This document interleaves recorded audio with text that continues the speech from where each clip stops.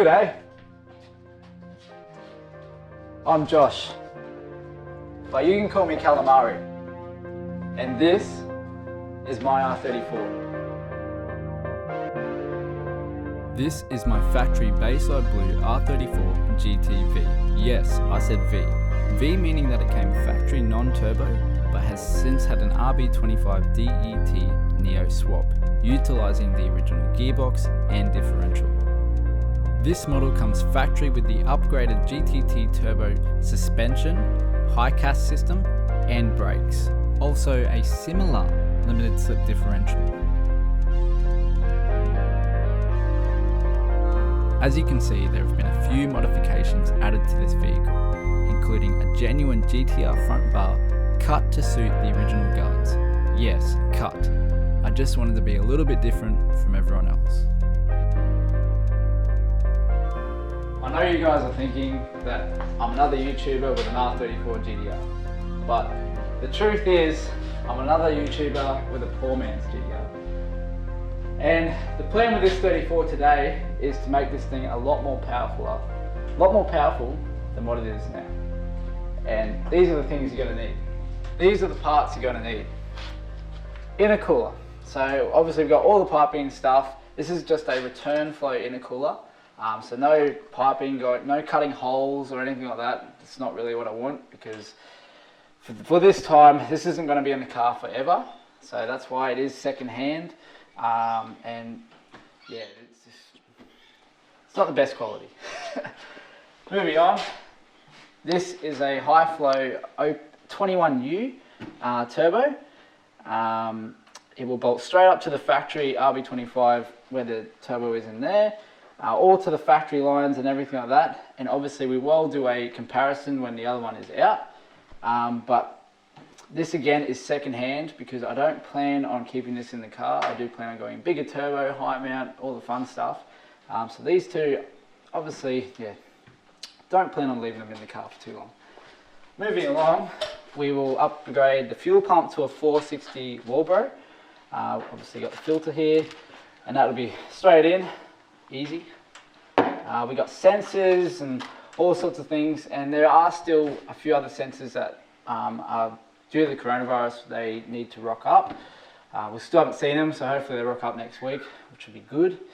And then you've got a catch can. We do plan on running E85 straight. I know people are probably thinking, why don't you go flex fuel? But I just nah. And then we got 1000cc injectors. We do have the plugs and adapters that will go straight onto the factory line. And yeah, Bosch 1000cc's. My favourite part is the Haltech Elite 2000, which will be managing all this. Obviously this thing is just a plug and play with the harness, and yeah, my favourite piece. And the last thing that we also are waiting for to rock up is the clutch. So when that arrives, I'll tell you guys all about that, but that is just a Exedi heavy duty clutch, which includes a pressure plate and all that. So, and then obviously we'll be full on servicing her, and yeah, they're all the main parts that we will be using to make this thing push some better power than what it is now.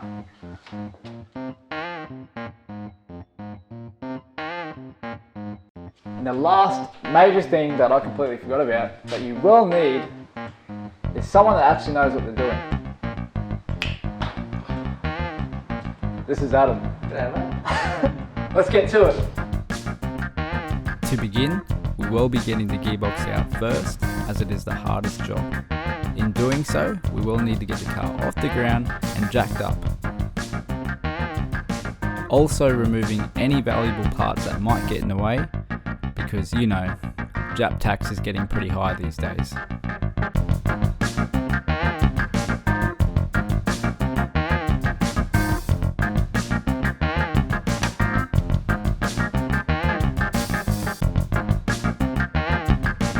Sometimes this sucks, doing it on the ground.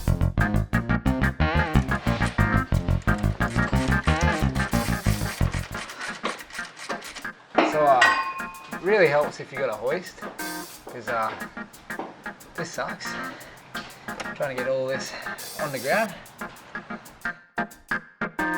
If you want the job done quicker, and you got mates and they got families, bring them all around, because it definitely helps in a big way.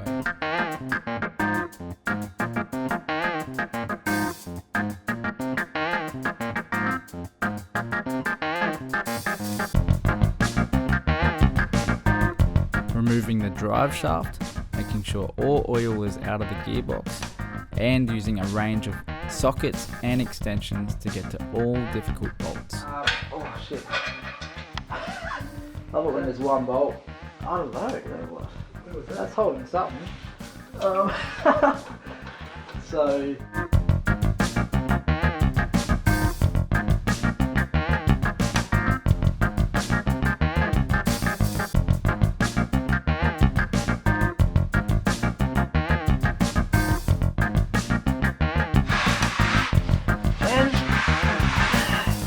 Boy.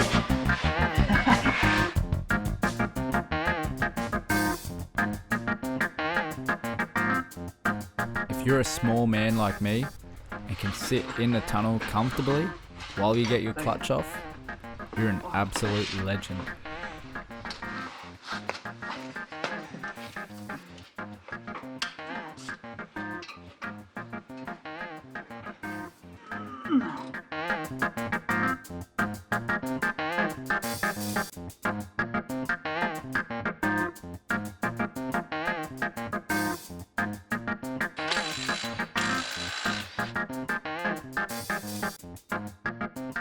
As mentioned before, this R34 has had a DET NEO swap, originally starting from an NA, RB25DE, done by myself and Adam. Before anyone has a major issue and has a hissy fit and comments all this stuff saying, oh, your gearbox is going to blow up on the tune and it's not going to last a week, we will be using the RB25DE gearbox that came with the NA from factory, equivalent to the RB20DET gearbox, which I've known for not lasting too long. But then you got the other side of the story. People say that they last for ages and they last on big power and they're fine. So we're gonna use this gearbox again and see how it goes. And if it blows in the next 2 weeks, we'll just replace it with a 33 gearbox and you got more content. To help this gearbox out, we will be using the Exedi heavy duty clutch, which are rated to over 500 horsepower. This guy comes with the clutch, the pressure plate, the spigot bearing and the clutch alignment tool. And yeah, should be good fun installing that. But yeah, hopefully this gearbox will be fine for at least a few weeks. But we're going to find out. And you guys are going to find out how long it lasts. Let's get to it. Making sure that your flywheel is freshly machined, ready to go, and then crawling under your car because you don't have a hoist. Yay.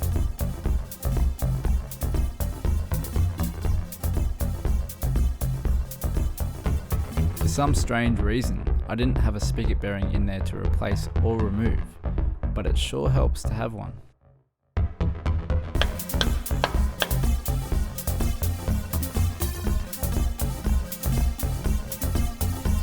It can be pretty difficult to bench press your flywheel when you're a small man. Yeah.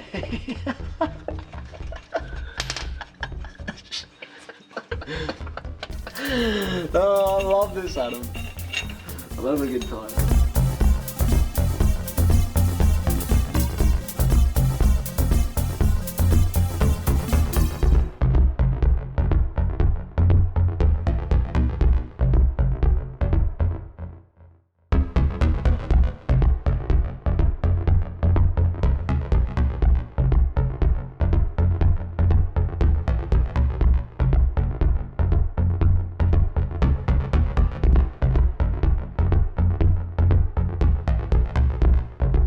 According to the workshop manual, the flywheel bolts should be torqued anywhere between 124 to 152 Newton meters.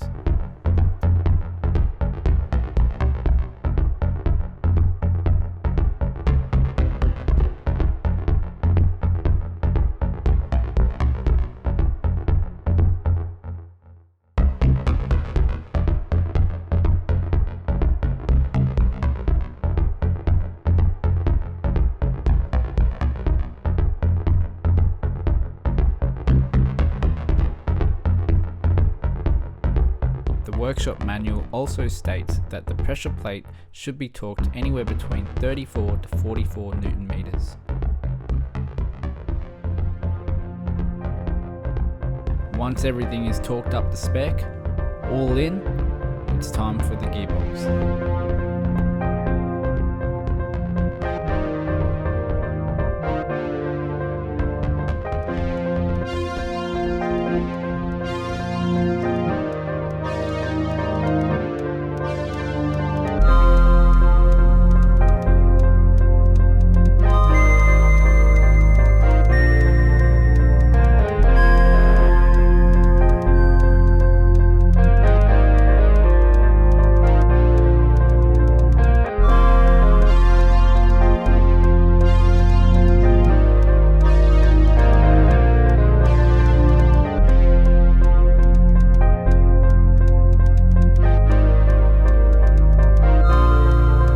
We found it easier to run a hose from the gearbox into the cockpit of the vehicle to fill the gearbox with oil. Saves you sitting on the ground, laying on the ground awkwardly, waiting for the gearbox oil to slightly flow out, indicating that the gearbox is full of oil.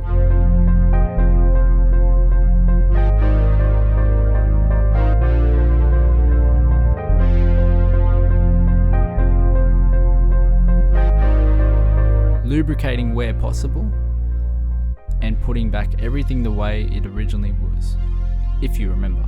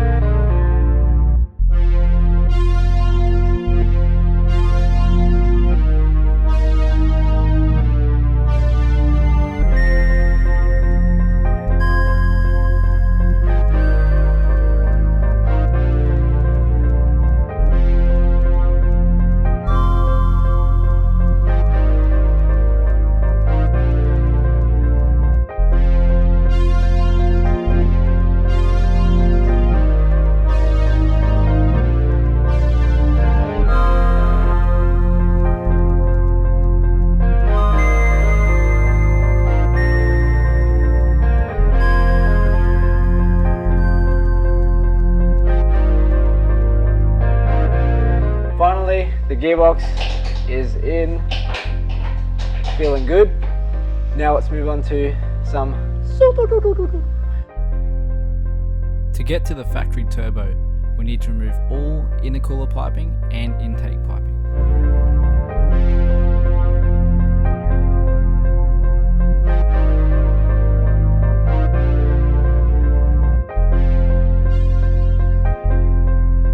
Because the factory turbo uses oil as a lubricant and coolant to keep the temperatures down, it is best to drain both.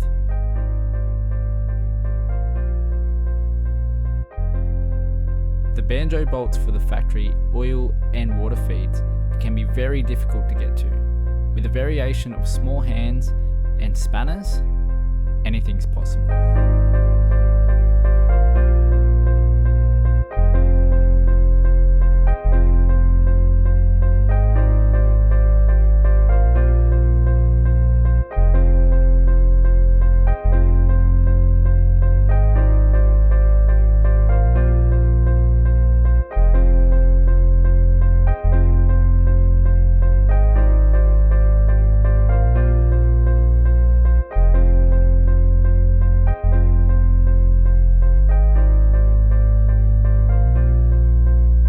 So we have undone the dump pipe that's right attached to the cat. We've undone the O2 sensor. We are going to be leaving the dump pipe to turbo because we can't fit a spanner or anything in there because just the way that the dump pipe was made, it's a bit dodgy. It's not a genuine Japanese piece of art. So we will be leaving that on, so we'll be pulling both the turbo and the dump pipe out at once, out through the bay. We've undone the T3 bolts, we've undone the oil and the water lines, so everything's ready to go. We just got two more little bolts for where the turbo attaches to the manifold, and then she will come out, which I will do now. Oh yeah, this is loosened. I'm very useless when it comes to this, but we all learn. We all start somewhere. Oh, the squeaky screw. And don't you just love it when things drop and they don't hit the ground? And I can't see it, but we'll get back to that very soon. Just one more to go. I can't even get the stunner in there. So I think I might just sell the car, eh?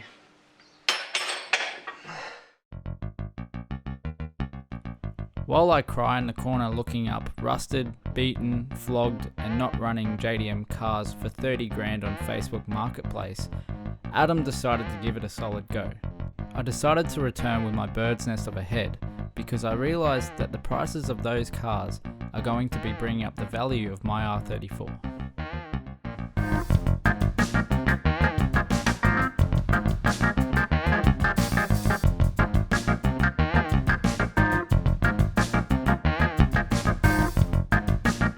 Over here we've got the turbo we just pulled off Josh's car, which is the standard 21U that you pull off any R33, R34 Skylines, all sorts of things like that.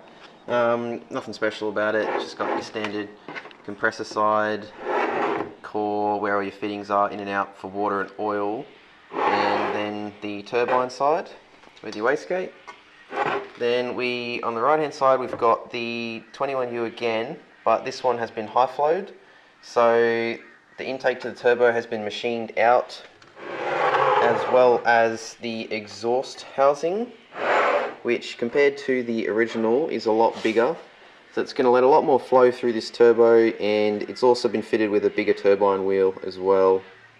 And the other difference you will notice is that the high flow has an upgraded wastegate actuator, which is going to have a stiffer spring in it to, yeah, it's not going to open as soon as the standard one, so it's going to allow for a higher boost and better throttle response with that as well.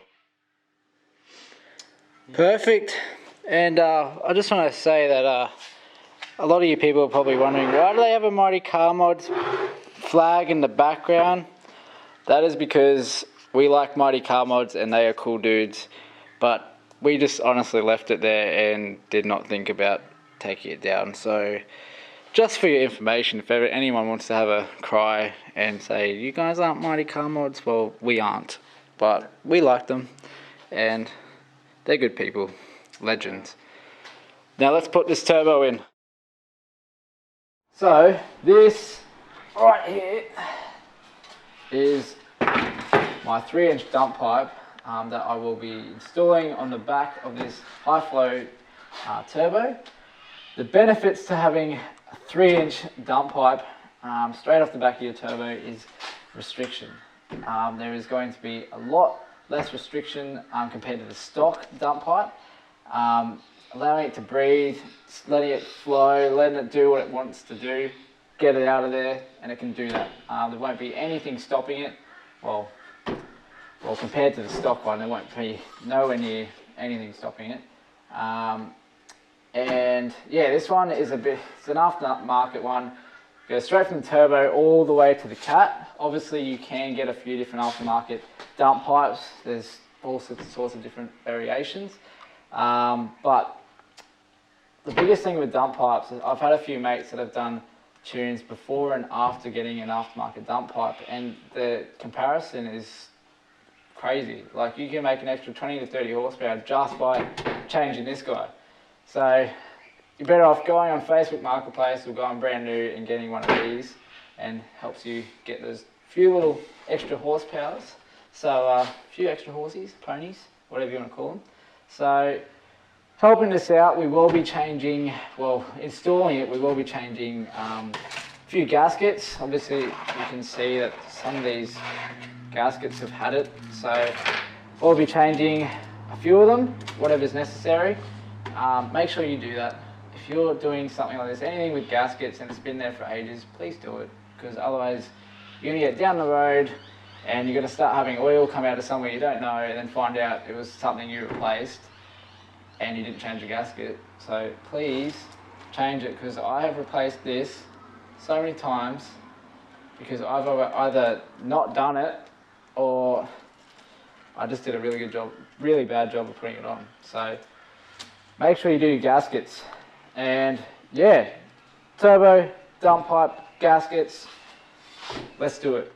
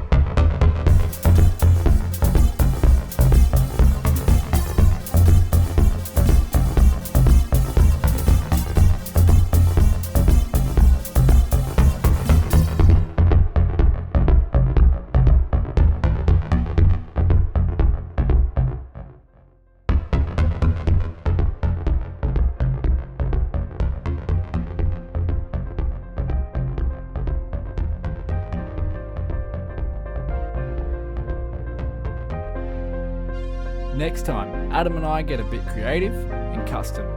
We also upgrade the whole fuel system ready for some E85. We make our bolt-on intercooler and piping kit actually bolt on, and then we finish off with the Haltech. See you next time on Calamari. It'll be interesting to see how this does, but yeah, I've just stuffed that up. Damn it. I'm sorry, man.